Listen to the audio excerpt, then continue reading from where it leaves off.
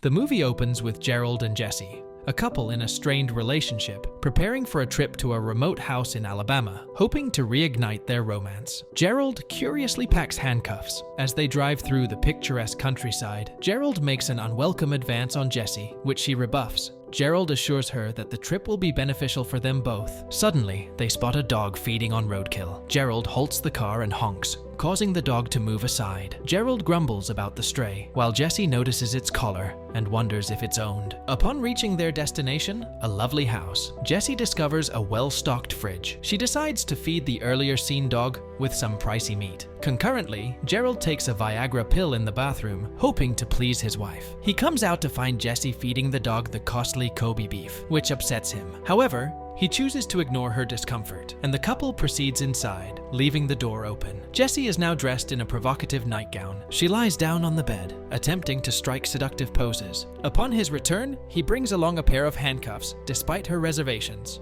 Gerald proceeds to restrain both of Jessie's hands to the sides of the bed using the handcuffs. Subsequently, Gerald ingests another Viagra pill, indicating his intention to enhance his sexual performance. Jessie visibly displays discomfort, but Gerald disregards her unease. As he begins to approach her, he instructs her to pretend to call for help. Expressing her uneasiness, Jessie informs Gerald that she feels strange, but this does not dissuade him from continuing his actions. Finally, when Gerald becomes excessively enthusiastic about his fantasy, Jessie raises her voice and firmly demands that he stop. An irritated Gerald confronts Jessie, questioning why she agreed to come to this place if she had no intention of enjoying herself with him. Gerald attempts to reassure her, emphasizing the need for them to make an effort and improve their relationship. However, Jessie responds by stating that she cannot participate in a sexual assault fantasy just to satisfy his desires. She expresses her discomfort with his fantasies and requests that he release her from the handcuffs. Regrettably, Gerald disregards her plea and instead stands up. Jessie reaches a breaking point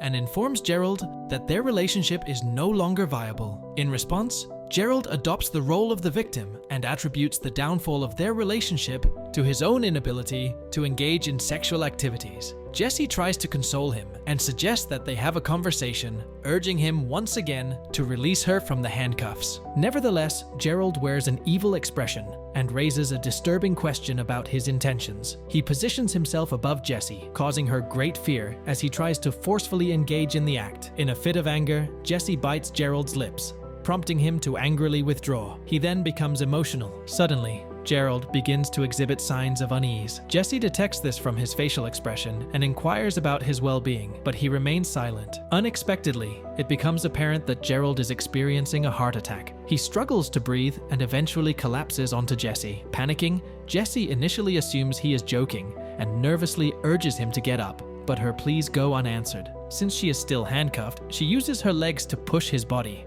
attempting to gain a better view of his condition. His body slides off the bed and hits the floor, resulting in a head injury and subsequent bleeding. Trapped and scared, Jessie screams for help in the isolated house, but her cries fall on deaf ears. As night falls, she remains handcuffed and terrified, despite her best efforts to free herself. Suddenly, she hears footsteps and hopes for rescue, only to find it's the dog she had earlier fed. The dog approaches and begins to sniff at Gerald's lifeless body. Realizing the dog is hungry and intends to feed on Gerald, Jessie shouts at it to retreat. Ignoring her, the hungry dog bites into Gerald's arm, leaving Jessie horrified at the sight of her husband's flesh in its mouth. Unexpectedly, Gerald revives and starts speaking. Overwhelmed with relief, Jessie pleads for him to release her. However, Gerald, inspecting his wound, blames Jessie for feeding the dog earlier. While Gerald speaks, Jessie realizes that his lifeless body is still on the floor, and the speaking Gerald is merely a figment of her imagination. The shock of her husband's sudden death and her confinement with his body begins to affect her mentally. Gerald's apparition continues to talk, trying to instill some sense into her, reminding her of her tendency to let things fall apart and urging her to act. As no help is forthcoming, Jessie manages to free one hand from the cuffs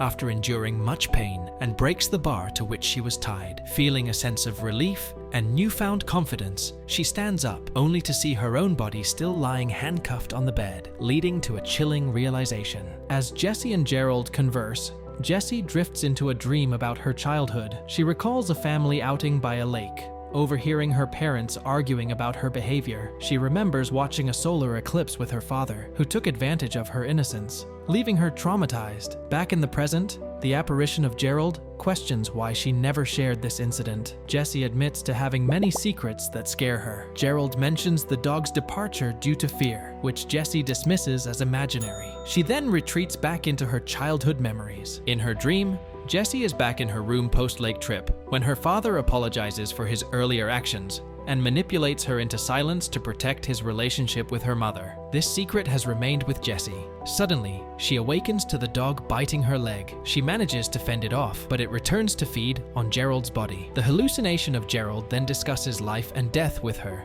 leading her to believe her end is near, causing her to hyperventilate. Later, Jessie drifts into her past, envisioning her younger self handcuffed on a bed in the same lake house. She approaches and apologizes to her younger self. She recalls a family dinner where, upset by her father's nonchalance after the traumatic event, she angrily breaks a glass. Her father later subtly threatens her. Upon waking from this dream, Jessie formulates a plan, eyeing a glass on a shelf. The fictitious character Jessie gives her approval for the plan, but cautions her about the impending pain. Gerald, however, views it positively, believing that the blood will serve as a lubricant. Gerald issues a final warning to her, to which Jessie replies that she is devoid of any alternatives. The imaginary Jessie advises her to contemplate and mentally rehearse the steps beforehand. She musters up her bravery, inhales deeply, and gradually extends her hand towards the plank to grab the glass. She positions the glass against the plank and shatters it when she counts to 3. Then, with a slow and steady hand, she places the shattered glass piece on the plank and begins to slice her wrist. Despite the excruciating pain, she persists. In the end, her hand begins to slide out of the handcuff, but at the cost of her skin peeling off. Finally, she manages to free her hand, and without wasting any time, she shifts to the other side of the bed. Jessie spots her phone and moves across to retrieve it, only to find that the phone has run out of battery. Undeterred, she reaches out to get the car key, but her injured hand